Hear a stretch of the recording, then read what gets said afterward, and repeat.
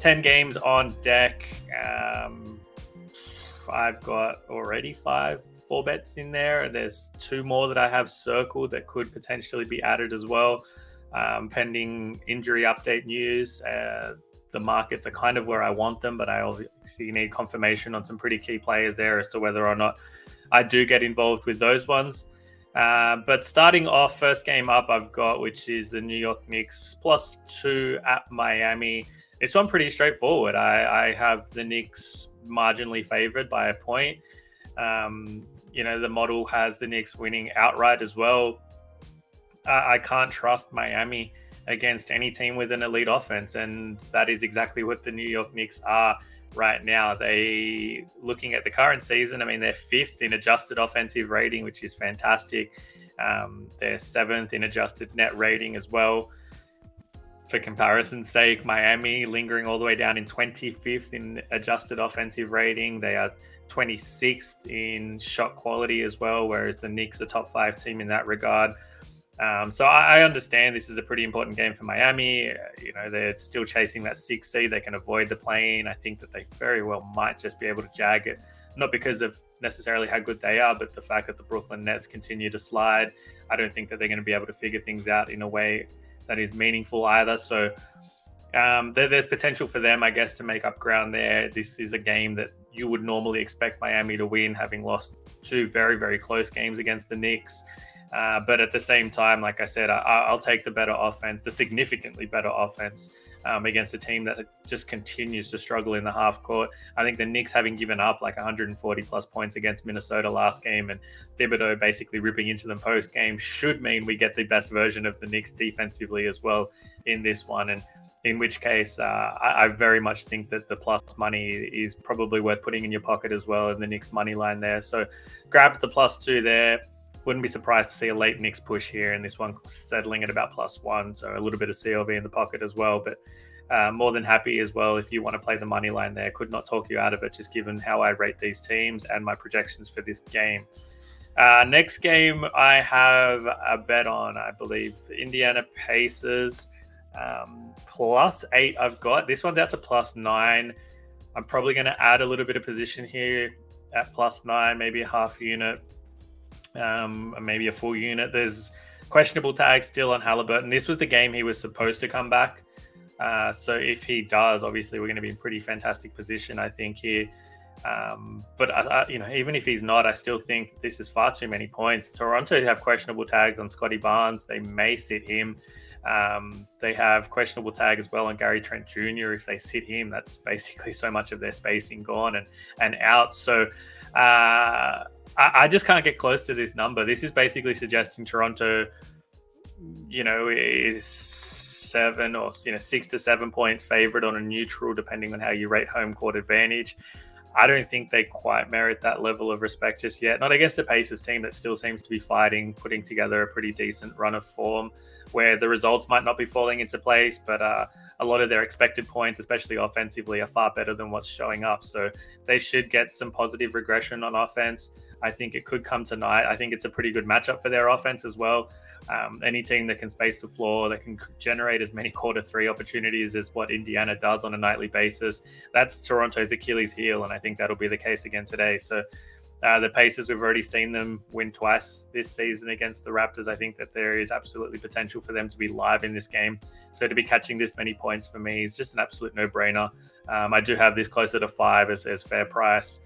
5.5. If Halliburton's out, it'll probably only adjust to probably 6.5, 7. I don't think it's as big as what the market is suggesting it would be. So probably going to add some more Pacers +9. Like I said, I've already bet Indiana +8 so far as my second bet.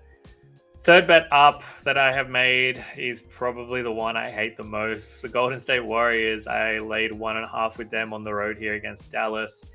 Luka upgraded to probable. Isn't surprising. I expected one of Luka or Kyrie to play, and it seems Doncic is the one that'll be in. I don't think Kyrie Irving will play. He left the last game in a walking boot, so I'd be surprised if they were just going to trot him straight back out. But even with Luka in the lineup, I only make this Golden State sort of -2.5, -3, a little bit of an edge, not as significant, obviously, if he was out. But Tim Hardaway Jr. being out as well obviously hurts that Dallas team a little bit more. If Kyrie's also out, that's just a lot of spacing gone, a lot of scoring and shooting gone, which is pretty fundamental for them, given that they can't defend and stop anything. And the Warriors offense, I think, is basically going to have its way in terms of being able to generate whatever looks they want. Their shot quality this road trip 4 games in is absolutely elite. It hasn't necessarily fallen together yet, but if they continue in that path, I mean, I'm projecting them to have a pretty big offensive outburst in these next few games as well, just based on how they're performing at that end of the floor. Their defense obviously a little bit susceptible still, but I think just snapping that losing streak on the road in Houston is just going to be a big sort of monkey off the back type moment for them per se, where they are likely can just focus on playing their best basketball without being too caught up in the results and the losing streak that they were on. So for me, the Warriors, like I said, I have zero intention of ever wanting to lay points with them on the road, but this just seems the perfect opportunity. You're essentially paying a very cheap price for a team that is significantly better at both ends of the floor as of right now. So lay the 1.5 there with the Warriors. I expect Luka to be in. If he is, it probably closes around this price. But I don't see too much Mavs support coming in here. Either way, happy for you to just go and lay the money line price as well if you prefer that. I prefer the -1.5 here personally. So that takes us to our 4th bet that I've made, which is the biggest market position I've got for today. I took an over 227 in Houston, Memphis. That number is long gone. We're looking at 231.5, which is pretty much where I have that number. So, good to see the market move in the direction that I expected it to, and basically in line with my numbers and projections for this game. Hard to talk you into betting an over at this point, given how significantly the market has moved. But this is a game where the Grizzlies are going to be able to run it on their home floor, and that's what they do. Houston's still dead last in terms of opponent transition opportunities, opponent fast break points per game allowed, opponent second chance opportunities. They're bottom 5 as well in that regard. So just everything that Memphis does offensively should be able to come to the fore in this matchup, I think.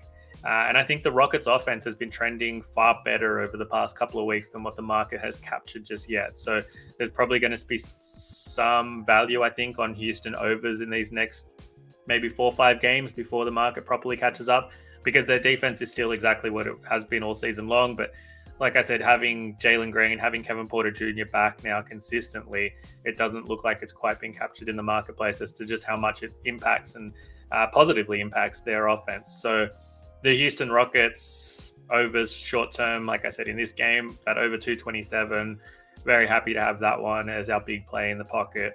Over 231.5. I can't recommend the bet, but at the same time, there might still be value there. Dylan Brooks being out, I think, helps the Rockets as well. Not having him basically try and man-to-man shackle Jalen Green or even Kevin Porter Jr. at times, it's just going to help those guards get free and do what they want. The Ja Morant story kind of speaks for itself there. He'll obviously, if he does come off the bench as well, I think that just works even better for our overs if he's able to match up with a lot of Houston's second unit, which is as bad as anyone's in the NBA right now. And this has blowout potential, which I actually prefer. If it is a blowout, I think it does help overs because it just becomes an up and down game with very little defense being played. That's my personal opinion on that anyway. So those are the bets that I've made. There are a couple more that I am looking at making that I haven't made yet. First one up being Philly, Chicago. That total now, let's have a look. I believe it's sitting at 221.5. It's come down just a tad from that 222. Yeah, 221.5. I want the over in that game, to be honest. My number makes it 226. But obviously we have a pretty big questionable tag on James Harden. So that is going to play a pretty big part as to whether I get involved. If he's in, I'm probably going to take that over. I know it went to double OT. I know we were on the under initially. But just this is a big over adjustment by the marketplace, in my opinion, in a back-to-back situation. So I'm not going to say play it. Definitely, but obviously if Harden's in and we can get ahead of the market where it doesn't go above 222, that's a bet for me, and I'll be trying to lock that in as quickly as possible. So make sure you've got your notifications on there, and we'll see if we can, like I said, get ahead of the marketplace. The other one that I have kind of circled that is also really uncomfortable, and I don't know if I want to bet it. Milwaukee, San Antonio. I can see a 238 on the board. That's too high for me. I have 233.5 is my fair price. Look, the Bucks offense is projected to regress a little bit. It's hard to say that it will against San Antonio, but the Spurs rested a couple of players. They'll get a couple of key bodies back most likely. They are still listed questionable, but having rested a couple of guys at front end of their back-to-back, we should get some of those healthy pieces hopefully into their rotations tonight. Their offense is continuing to regress in a pretty big way, and like I said, we took full advantage of that in their game against the Pelicans. I think this road trip and any road game going forward is where we see them kind of nosedive offensively. And so, expecting them to contribute too much to this total is a pretty big ask. I think Milwaukee's defense obviously speaks for itself, and it can still be effective even when playing some of these bottom tier teams. Spurs team total might be probably the better look, arguably, but at 238, I'm probably going to get involved, and I'm probably going to buy an under there. It's just way too many points. So those are the two extra games I'm potentially looking at buying. There was a question in the chat earlier about a Knicks first half, I think, in Miami. Obviously, I'm on the full game. There's zero reason for me to talk you off of a Knicks first half. I think the season-long metrics kind of highlight that New York first half is probably one of the best players in the NBA. Thibodeau runs a tight rotation. They're pretty intent on what they are going to execute. Their flaws and issues generally come to the forefront of conversation in the fourth quarter, especially in clutch situations where they can go a little bit stagnant, and then they do struggle for consistency at that end of the floor. So that would be the only sort of caveat I'd have for a Knicks full game. That's the only real concern, especially against a Miami team who seems to just always come away with wins in these one possession games down the stretch. But that's a decent enough look. Like I said, I wouldn't talk you off of a Knicks first half at all. I think that's definitely fair to look at there. But the rest of that board looks pretty tough. I wouldn't say I have any strong leans either way on the rest of those numbers out there. Everything seems pretty tight per my projections and per my ratings as well. So still plenty of action to be had, and like I said, plenty of value still to be found if you haven't got involved yet. But those are my official best bets for today. I'll just recap them really quickly. Knicks +2 full game. Indiana Pacers +8, and I might add some +9 as well. Golden State Warriors -1.5, and the over 227 in Houston, Memphis are the bets that I have officially made so far. So